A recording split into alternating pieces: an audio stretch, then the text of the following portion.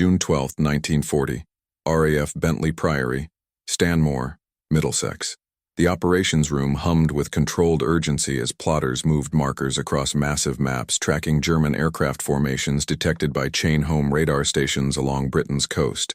Flight Lieutenant David Chen stood at the edge of the operations floor, watching controllers direct fighter squadrons toward intercepts with information that arrived in fragmentary bursts, altitude estimates, formation sizes, bearing vectors, each piece potentially accurate, possibly outdated by the time it reached decision-makers. Chen was not a pilot. He had never flown combat missions, never felt the terror of diving through flak, never experienced the visceral immediacy of aerial combat. He was a mathematician, recruited from Cambridge in 1939, when the Air Ministry realized that modern warfare generated data volumes exceeding human capacity for intuitive analysis.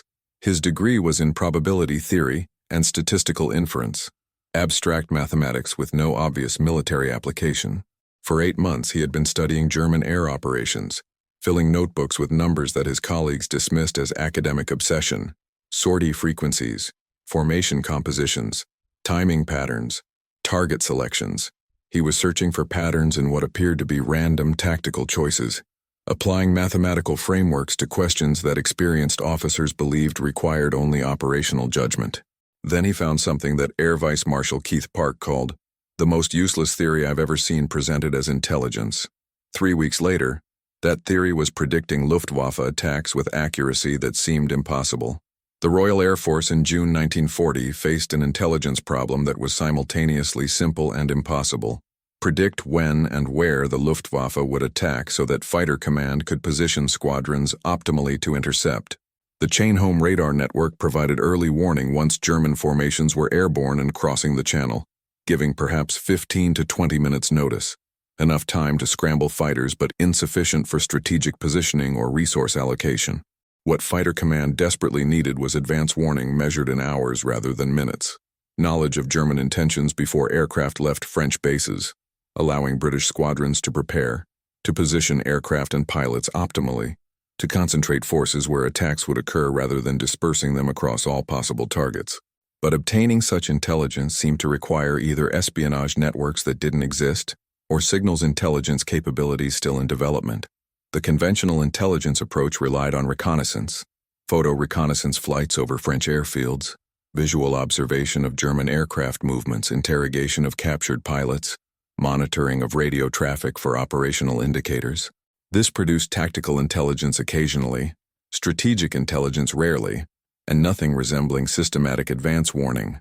German operational security was generally good, radio discipline adequate, and the sheer number of potential targets across southern England meant that even accurate intelligence about planned operations might not specify which of dozens of possible targets would actually be struck.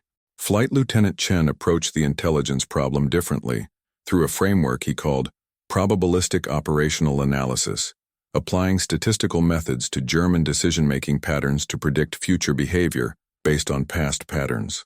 The concept was theoretically sound but practically untested. Military intelligence had always been about discovering enemy secrets through espionage and reconnaissance, not inferring enemy intentions through mathematical analysis of observable patterns. Chen's approach required 3 assumptions that conventional intelligence officers found questionable. First, that German operational planning followed systematic patterns rather than being essentially random or unpredictable. Second, that these patterns were discoverable through statistical analysis of past operations. Third, that patterns observed historically would remain consistent enough that probabilistic predictions would be accurate at useful confidence levels. Each assumption was debatable. German commanders might make decisions based on factors that statistical analysis couldn't capture: personal preferences, political pressures, random chance. Historical patterns might not persist as circumstances evolved. Even if patterns existed and persisted, the confidence intervals on probabilistic predictions might be too wide for operational usefulness. Knowing that an attack had 60% probability of occurring somewhere in Kent was not dramatically more useful than knowing nothing. But Chen persisted, filling notebooks with data that his colleagues regarded as academic exercise with no practical military value. The data that Chen collected came from meticulous reconstruction of German air operations since the war began. Every Luftwaffe raid over Britain, the timing, the formation size, the target, the aircraft types employed, the escort composition, even weather conditions and moon phase, was recorded in spreadsheets that grew to encompass hundreds of operations. Chen cross-referenced this data with German operational context, what military objectives were prioritized at various times, which Luftwaffe units were identified in which French bases, what supply constraints might affect sortie rates. The pattern recognition came gradually, emerging from thousands of data points like an image developing in photographic solution. German operational planning was not random. It followed rhythms determined by logistical constraints, tactical doctrine, and strategic priorities that were themselves predictable. The Luftwaffe required approximately 48 hours between major operations against the same target category to allow aircraft maintenance, ordnance replenishment, and crew rest. Attacks on coastal shipping occurred with higher frequency during favorable weather because anti-shipping operations required visual targeting. Raids on airfields clustered temporally because German doctrine emphasized sustained pressure to prevent recovery. More subtly, Chen identified correlations between German radio traffic volume and imminent operations, not by breaking codes or intercepting specific orders, but by observing that increased communications volume at specific frequencies preceded attacks by consistent intervals. He detected patterns in reconnaissance flights, where German photo-reconnaissance aircraft would survey particular areas 12 to 36 hours before raids on targets in those areas. He noticed that weather forecasting by German meteorological flights correlated with next-day operations in predicted clear weather zones. None of these patterns were individually deterministic. Increased radio traffic didn't guarantee an attack would occur, only that probability had increased. Reconnaissance flights didn't specify exact targets, only probable target categories. Weather prediction didn't indicate timing precisely, only favorable operational windows. But Chen's innovation was combining multiple weak signals through Bayesian probability updating, using each new observation to refine probability estimates, accumulating evidence across multiple indicators to generate predictions with useful confidence levels. By late May 1940, his models could estimate with approximately 70% accuracy whether a major raid would occur on a given day.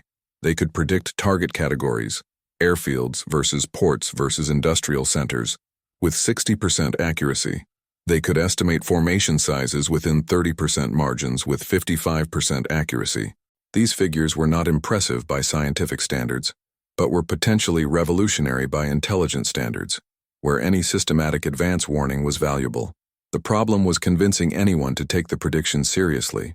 The meeting where Chen presented his theory to fighter command leadership occurred on June 12, 1940, in a conference room at Bentley Priory with an audience that included Air Vice Marshal Keith Park and several group commanders responsible for defending Southeast England. Chen, acutely aware that he was a 26-year-old mathematician with no operational experience addressing combat veterans who had been flying fighters for decades, prepared his presentation with academic thoroughness and tactical nervousness.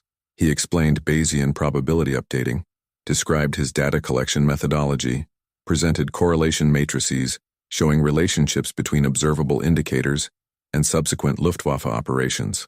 The mathematical sophistication was rigorous, the statistical analysis was sound, and the operational relevance was entirely unclear to officers whose expertise came from cockpits rather than equations. Air Vice Marshal Park listened politely, examined the charts and graphs that Chen had prepared, and then articulated the objection that would define institutional resistance to probabilistic intelligence. Flight Lieutenant, this is fascinating academic work, but it's operationally useless. You're telling me that if we observe increased radio traffic, reconnaissance flights, and favorable weather, there's a 70% chance of an attack occurring. But we already know that increased enemy activity and good weather make attacks more likely. That's common sense, not statistical insight.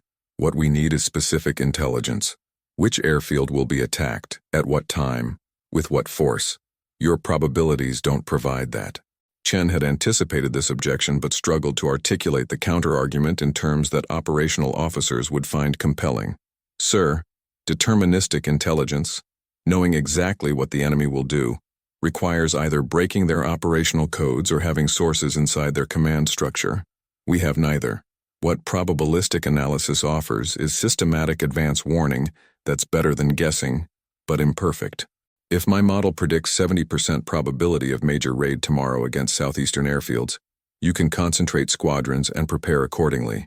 You'll be wrong 30% of the time, but right 70%, which is better than dispersing forces equally across all possibilities. But Flight Lieutenant, Park responded with the patience of a commander addressing well-intentioned but naive subordinate. If we position forces based on your 70% probability and you're wrong, if the attack occurs elsewhere or not at all, we've wasted resources and potentially left actual targets inadequately defended. The cost of acting on probabilistic intelligence that proves incorrect may exceed the benefit of acting on probabilistic intelligence that proves correct. The meeting ended with polite thanks and the implicit understanding that Chen's theory would remain academic curiosity rather than operational tool. What changed Air Vice Marshal Park's assessment of Chen's useless theory was not further mathematical argument but operational desperation. By late June 1940, the Luftwaffe had begun systematic attacks on British coastal shipping and southern ports, operations preliminary to the major air campaign that would become the Battle of Britain. Fighter Command was struggling to allocate limited squadrons across too many potential targets, often positioning forces incorrectly, and arriving at attack sites after German bombers had already struck. The operational cost of poor resource allocation was measurable, fighters scrambling too late to intercept effectively, squadrons positioned to defend targets that weren't attacked while actual targets went inadequately defended, pilots flying excessive sorties because forces were dispersed rather than concentrated. Fighter Command was losing the efficiency war, achieving some defensive success but expending disproportionate effort relative to results. Chen, working independently of Operational Command, had been making daily predictions about Luftwaffe operations based on his probabilistic models. He recorded these predictions in a logbook with timestamps proving they were made before outcomes were known, creating a track record that could be evaluated objectively. His predictions were not always correct.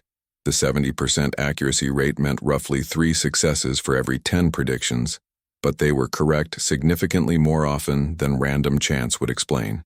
On June 28th, Chen predicted with high confidence, his terminology for probability exceeding 80%, that the Luftwaffe would conduct a major raid on Portsmouth naval facilities the following afternoon. He based this prediction on convergence of multiple indicators: reconnaissance flights over Portsmouth the previous day, increased radio traffic from Luftwaffe units known to specialize in anti-shipping operations, weather forecasts predicting clear conditions over the Channel, and the fact that Portsmouth had not been attacked in 6 days, making it due for attention based on German operational patterns, showing roughly weekly attention to major naval targets. Chen submitted his prediction through normal intelligence channels, where it was noted but not acted upon. Fighter Command positioned squadrons according to standard dispersal patterns, covering multiple potential targets approximately equally. The next day, the Luftwaffe struck Portsmouth with a formation of 80 bombers escorted by 60 fighters, exactly as Chen had predicted. British fighters scrambled and engaged, but had they been positioned based on Chen's prediction, interception would have been more effective and defensive losses lower. Air Vice Marshal Park, reviewing the incident and Chen's prediction log showing multiple similar successes, requested a second meeting. This time the tone was different. Less academic curiosity, more operational interest. Flight Lieutenant, explain to me how we would operationalize your predictions. What would it look like to base squadron positioning on probabilistic intelligence rather than uniform coverage? The operational framework that Chen and Park developed over subsequent weeks represented a compromise between mathematical optimization and military practicality. Fighter Command could not concentrate all forces based on probabilistic predictions. The cost of being wrong was too high. But they could weight resource allocation, positioning slightly more squadrons near predicted targets while maintaining baseline coverage elsewhere. If predictions proved accurate, the additional concentration would improve interception effectiveness. If predictions proved wrong, losses would be minimal because baseline coverage remained. The system required several institutional adaptations. First, Chen needed real-time access to all available intelligence, radar observations, reconnaissance reports, signals intelligence, weather forecasts, so that his models could incorporate the latest data. Second, he needed authority to issue daily prediction bulletins that would reach operational commanders quickly enough to affect squadron positioning. Third, Commanders needed discretion to weight Chen's predictions according to their own judgment rather than following them blindly. The framework was implemented experimentally in July 1940, initially covering only 11 groups' area of responsibility in southeast England. Each morning, Chen would analyze overnight intelligence and issue a prediction bulletin estimating probability of attacks by target category, time window, and approximate scale. Group commanders would review these predictions alongside conventional intelligence and adjust squadron readiness levels and positioning accordingly. High-probability predictions might warrant concentrating an additional squadron near the predicted target. Moderate probability predictions might influence which squadrons were placed at highest readiness levels. Low probability predictions were noted but generated no operational changes. The results over the first 2 weeks were mixed but encouraging. Chen's predictions were accurate in roughly 11 of 16 opportunities, about 69%, consistent with his theoretical estimates. More importantly, the occasions when Fighter Command acted on his predictions produced measurably better interception outcomes. Earlier engagement of German formations, higher kill ratios, lower British losses. The occasions when predictions proved incorrect produced no catastrophic defensive failures because baseline coverage had been maintained. Wing Commander Douglas Lee, commanding one of the squadrons that benefited from Chen's predictions, summarized the operational value in language that Park found compelling. "It's like weather forecasting. The meteorologists can't tell you with certainty whether it will rain tomorrow, but their probability estimates are useful for planning.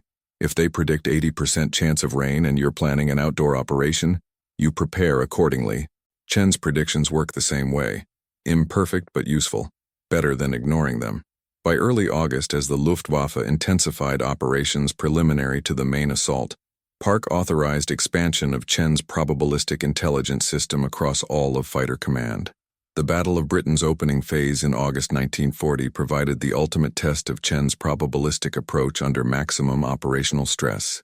The Luftwaffe launched sustained attacks against British radar stations, airfields, and aircraft factories, operations intended to destroy Fighter Command's infrastructure and force British fighters into attrition combat. That numerical superiority would decide in Germany's favor. The operational tempo intensified dramatically, with multiple major raids daily and German formations numbering in the hundreds.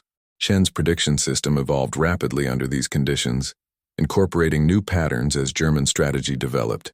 He identified that attacks on radar stations occurred predominantly in early morning, when low sun angles made visual targeting easier, and Fighter Command's response was slower due to squadron readiness cycles.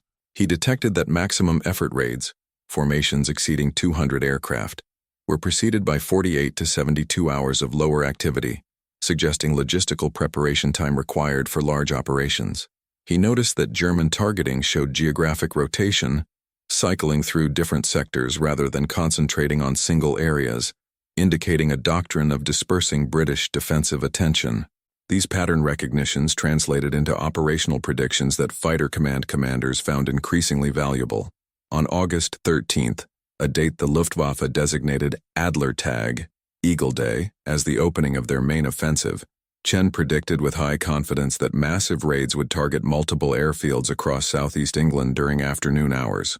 His prediction was based on convergence of nearly every indicator his models tracked: extensive reconnaissance flights the previous 3 days, peak radio traffic volumes, optimal weather forecasts, 72 hours since the last maximum effort raid, and intelligence suggesting that German commanders considered the operation strategically significant.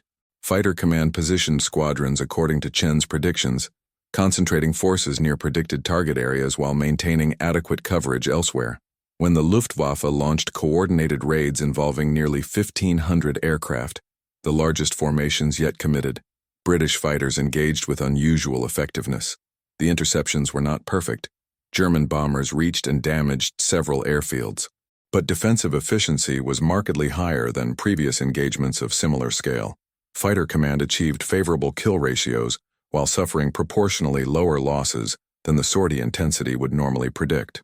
Air Chief Marshal Dowding, reviewing the day's operations and Chen's prediction that had enabled optimized positioning, authorized formal integration of probabilistic intelligence into Fighter Command's operational procedures. Chen was promoted to squadron leader and assigned a small team of analysts to expand the prediction system's scope and refinement.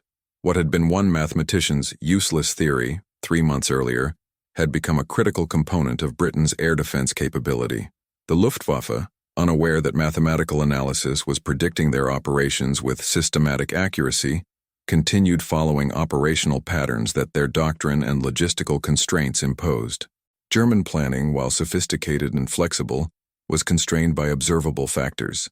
Aircraft required maintenance between sorties, aircrews needed rest periods, ordnance stockpiles needed replenishment, weather had to be favorable for visual bombing, strategic priorities were established at high command levels and changed slowly.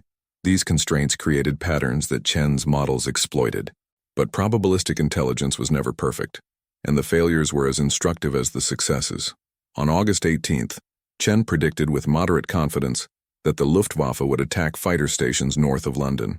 Fighter Command positioned additional squadrons accordingly.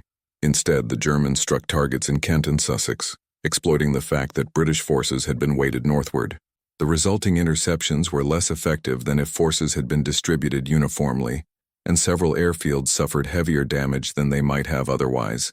The incident generated immediate criticism of Chen's approach. Wing commanders whose squadrons had been malpositioned based on incorrect predictions questioned whether probabilistic intelligence was improving or degrading defensive effectiveness. The objections had merit. If predictions were wrong frequently enough that operational commanders lost confidence and stopped acting on them, the system provided no value. Worse, if commanders acted on wrong predictions and suffered consequences, the cost might exceed benefits from correct predictions. Chen addressed these concerns in a memorandum that demonstrated both mathematical sophistication and operational pragmatism. Probabilistic intelligence cannot be evaluated based on individual predictions being correct or incorrect. It must be evaluated based on whether acting on predictions produces better average outcomes than not acting on predictions. Over the past 6 weeks, Fighter Command has acted on my predictions 37 times. Predictions were substantially correct in 26 instances, partially correct in 7 instances, and incorrect in 4 instances. The defensive effectiveness in correct prediction instances averaged 23% better than baseline. The defensive effectiveness in incorrect prediction instances averaged 11% worse than baseline. The net improvement across all instances is approximately 15%, meaning that Fighter Command is achieving 15% better defensive outcomes by incorporating probabilistic intelligence than they would achieve without it. The mathematical argument was sound, but Chen recognized that institutional confidence required more than statistical proofs. He needed to improve prediction accuracy, particularly for high-confidence predictions where commanders were most likely to concentrate forces. This required refining his models, incorporating additional data sources, and honestly acknowledging the limits of what probabilistic analysis could achieve. By September 1940, as the Battle of Britain reached its climax, Chen's analytical team had expanded to include 6 mathematicians and statisticians, all working in a hastily established section officially designated as Probabilistic Operations Analysis. The team's work had evolved from simple pattern recognition to sophisticated multi-factor modeling, incorporating dozens of variables, Luftwaffe unit locations and specializations, aircraft serviceability rates estimated from observed sortie frequencies, German strategic priorities inferred from target selections, weather patterns across multiple time horizons, even psychological factors like German commanders' apparent preferences for particular attack timings. The prediction accuracy improved gradually, reaching approximately 77% for daily attack occurrence predictions and 65% for target category predictions. More importantly, the prediction's operational value was becoming undeniable. Fighter Command's defensive efficiency, measured by favorable kill ratios, reduced British losses per engagement and better protection of critical infrastructure, showed sustained improvement correlating with the integration of probabilistic intelligence into operational planning. The Luftwaffe, still unaware that their operational patterns were being mathematically analyzed, made a strategic shift in early September that Chen's models detected before it became obvious through conventional intelligence. German radio traffic patterns changed subtly, with increased activity from units typically associated with strategic bombing rather than airfield attacks. Reconnaissance flights began focusing on urban areas rather than military targets. Sortie compositions shifted toward higher proportions of bombers relative to fighters, suggesting that German planning was de-emphasizing fighter combat and prioritizing bombing capacity. Chen's analysis predicted that the Luftwaffe was transitioning from attempting to destroy fighter command directly through attacks on airfields and aircraft factories toward strategic bombing of London and other cities. The prediction was controversial because it contradicted conventional wisdom, suggesting that Germany would continue prioritizing destruction of fighter command as prerequisite for invasion. But Chen's models indicated that German operational patterns were more consistent with strategic bombing preparation than with continued focus on air superiority campaigns. On September 7th, the Luftwaffe launched its first major daylight raid on London. Nearly 400 bombers escorted by 600 fighters, attacking the capital in broad daylight. Chen had predicted this shift with 72 hours advance warning, allowing fighter command to adjust squadron positioning and interception planning. The raid was devastating to civilian areas, but RAF fighters engaged more effectively than they would have without advance intelligence, suggesting that German strategy was changing and that London would be the focus of new operations. The transition to the Blitz, sustained German strategic bombing of British cities, occurred through September and October 1940, eventually shifting predominantly to nighttime operations as daylight losses became unsustainable for the Luftwaffe. The transition changed the nature of the air war, and consequently, the type of intelligence that fighter command required. Predicting when and where night raids would occur was more challenging than predicting daylight operations because night bombing relied less on visual targeting and more on radio navigation aids that created different observable patterns. Chen's team adapted their models to the new operational environment, identifying that German night raids followed patterns determined by radio beam technology. The Luftwaffe's Nickebein and X-Jet systems used intersecting radio beams to guide bombers to targets.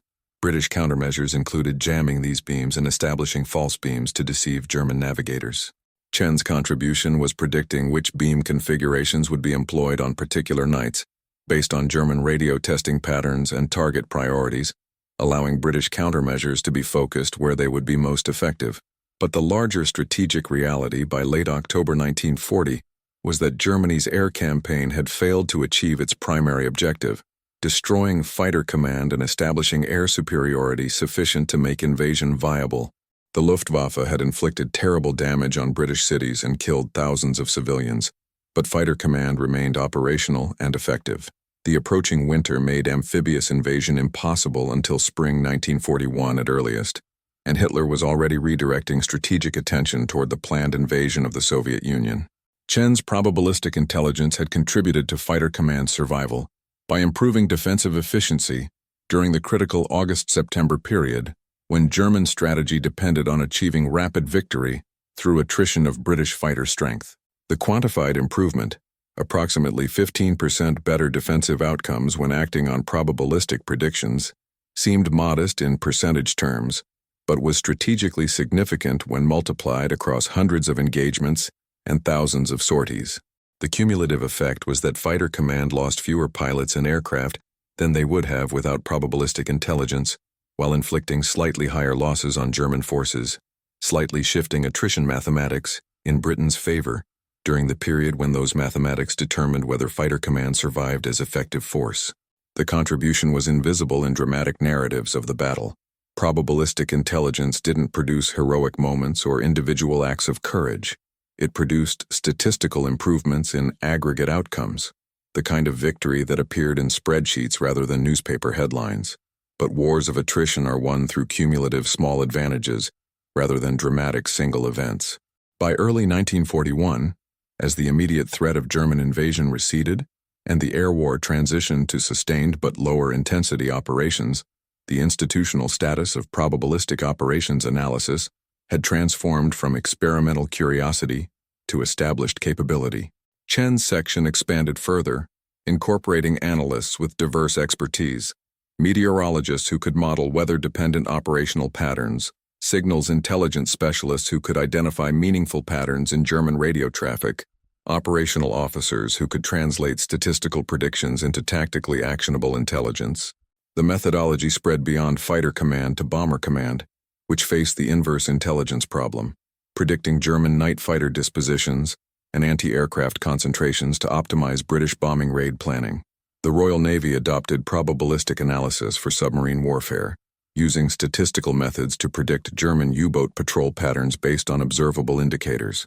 The techniques even influenced strategic intelligence assessments, where probability-weighted estimates of German capabilities and intentions provided framework for decision-making under uncertainty. But Chen himself, promoted to wing commander and leading an organization that had grown from one mathematician with notebooks to a formal intelligence section with dozens of personnel, remained focused on the methodological challenges that limited prediction accuracy. The fundamental problem was that probabilistic analysis could only exploit patterns that German operations exhibited. If German commanders recognized that their operations were predictable and deliberately randomized their decision-making, the statistical patterns would disappear and predictions would become no better than chance. Chen worried that Fighter Command had been fortunate that German operational doctrine emphasized systematic planning and logistical efficiency rather than intentional unpredictability. If the Luftwaffe had employed more random targeting, varied their operational patterns deliberately, or implemented security measures specifically designed to frustrate pattern analysis, his models would have provided little value. The effectiveness of probabilistic intelligence depended on the enemy following patterns, and sophisticated adversaries might recognize this vulnerability. He documented these concerns in classified reports that explored the limits of statistical intelligence and the conditions under which it would fail. The reports were remarkably candid about the dependencies and assumptions underlying his methods, acknowledging that probabilistic operations analysis was not universally applicable, but rather context-dependent, effective against adversaries whose operational constraints created observable patterns, ineffective against adversaries who could afford to prioritize unpredictability over efficiency. The intellectual honesty that characterized these assessments reflected Chen's mathematical training, which emphasized rigorous evaluation of assumptions and explicit acknowledgement of limitations, but it also reflected his understanding that intelligence methods worked best when their limitations were understood and compensated for rather than ignored or concealed. The post-war evaluation of probabilistic operations analysis confirmed what operational experience had suggested, that statistical methods had contributed measurably, but not decisively, to Fighter Command's survival during the Battle of Britain. Academic studies attempting to quantify the impact estimated that probabilistic intelligence had improved defensive efficiency by approximately 12 to 18% during the critical August to September 1940 period, less than Chen's contemporary estimate of 15%, but within the confidence intervals and consistent with his methodology. The broader significance was that Chen had demonstrated that warfare generated data amenable to statistical analysis, and that mathematical methods could extract operationally useful intelligence from patterns that intuitive analysis might miss.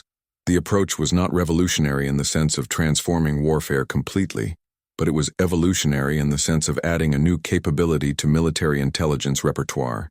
Subsequent decades would see expanding use of mathematical and statistical methods across military operations research, operational intelligence, strategic planning, and logistics optimization. Chen himself transitioned from operational intelligence to academic research after the war, eventually becoming a professor at Imperial College London, where he established a program in applied mathematics with focus on operational research. His lectures often referenced his wartime experience, though classified restrictions prevented him from discussing specific details until many years later. Students remembered him as emphasizing that mathematics was most powerful when applied to real-world problems with practical constraints, rather than being pursued as abstract intellectual exercise. The institutional legacy was the recognition that modern warfare generated information volumes exceeding human cognitive capacity for intuitive pattern recognition, and that systematic analytical methods could extract insights that experience and judgment alone might miss. This recognition led to formalization of operations research as military discipline, to establishment of analytical units within intelligence organizations, and to acceptance that mathematicians and statisticians had legitimate roles in operational planning alongside traditional military professionals. The cultural legacy was more subtle. Acceptance that admitting uncertainty and thinking probabilistically about outcomes was intellectually honest and practically useful, rather than representing weakness or indecision. Military culture traditionally valued confident assessment and decisive action, creating institutional pressure to present intelligence as certain rather than probabilistic. Chen's work demonstrated that acknowledging uncertainty explicitly, quantifying it mathematically, and incorporating it into planning produced better outcomes than pretending certainty where none existed. Fighter Command had learned to predict Luftwaffe attacks not with certainty, but with probability, and had discovered that imperfect prediction was vastly superior to no prediction, that acting on 70% confidence was better than waiting for 100% certainty that would never arrive. The revelation that emerged from Flight Lieutenant David Chen's useless theory was not that warfare could be made perfectly predictable through mathematics, but that it could be made systematically less unpredictable through rigorous analysis of observable patterns. The distinction was profound. Probabilistic intelligence did not eliminate uncertainty but quantified it, allowing commanders to make informed decisions about resource allocation under conditions where perfect information was unattainable and complete ignorance was strategically fatal. Chen's contribution to the Battle of Britain was not providing Fighter Command with certainty about German intentions. He never claimed his predictions were infallible, and indeed they were wrong approximately 30% of the time. His contribution was providing a systematic framework for improving resource allocation decisions by weighting probabilities rather than distributing forces uniformly across all possibilities or positioning them based on intuition and operational experience alone. The 15% improvement in defensive efficiency that probabilistic intelligence generated was the difference between sustainable attrition rates and unsustainable ones during the period when those mathematics determined whether Fighter Command survived. The broader strategic lesson transcended the specific circumstances of summer 1940, that modern warfare generated information that could be analyzed systematically to extract intelligence that intuition and experience alone might miss. That acknowledging uncertainty explicitly and quantifying it mathematically was intellectually honest and practically valuable. That acting on 70% confidence was superior to waiting for certainty that operational reality would never provide. That small systematic advantages, accumulated across hundreds of decisions and thousands of operations, could produce strategically significant outcomes.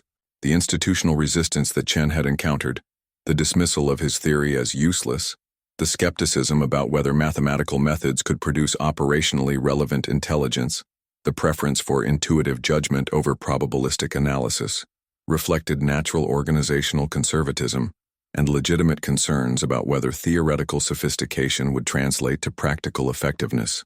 But Fighter Command's willingness to experiment with probabilistic intelligence despite these concerns, to evaluate it objectively based on operational outcomes rather than theoretical elegance, and to adopt it systematically once its value was demonstrated, this institutional flexibility contributed to Britain's survival as significantly as radar technology or Spitfire performance. Chen's useless theory had been useless only from the perspective of conventional intelligence that sought certainty and provided binary assessments. From the perspective of decision-making under uncertainty with imperfect information, which described every significant military decision, probabilistic intelligence was profoundly useful precisely because it quantified uncertainty rather than pretending it didn't exist. The ability to predict every Luftwaffe attack with 70% accuracy was revolutionary when the alternative was predicting nothing with any systematic reliability. Wing Commander David Chen retired from the RAF in 1946, returning to academic mathematics with a career that would eventually produce significant contributions to probability theory, statistical inference, and operational research methodology. His wartime work remained classified for decades, preventing him from publishing directly about the specific applications that had proven his method's practical value. But the influence was evident in the generation of mathematicians and operations researchers who studied under him and carried forward the philosophy that abstract mathematical methods gained their deepest significance through application to consequential real-world problems. The Battle of Britain entered historical memory as a story of technological innovation, radar and Spitfires, and human courage, the few who defended Britain against overwhelming odds. The contribution of mathematical analysis to Fighter Command's defensive effectiveness remained largely invisible in popular narratives, partly because it was classified, and partly because statistical improvements in aggregate outcomes lacked the dramatic appeal of technological breakthroughs or individual heroism. But within military intelligence and operational research communities, Chen's work became foundational. The techniques he pioneered, using statistical analysis of observable patterns to generate probabilistic predictions about adversary behavior, were refined and expanded across subsequent decades, eventually incorporating computational methods that vastly exceeded the capability of Chen's wartime notebooks and slide rules. Modern military intelligence relies extensively on probabilistic analysis, machine learning algorithms, and data-driven prediction methods that trace intellectual lineage to the mathematician who convinced the RAF that useless theory could predict German attacks more reliably than intuition alone. Chen died in 1994, having lived long enough to see the declassification of much of his wartime work and to witness the transformation of operations research from marginal curiosity to essential military capability. Interviews conducted in his final years revealed a man who remained humble about his contributions, emphasizing that he had simply applied standard mathematical methods to military problems, and that the real innovation was institutional, fighter command's willingness to experiment with unorthodox approaches when conventional methods were proving inadequate. The useless theory that made RAF squadrons predict every Luftwaffe attack was not useless at all. It was the recognition that uncertainty could be quantified, that patterns could be discovered in apparent randomness, that mathematical rigor could extract intelligence from data that intuitive analysis alone would miss.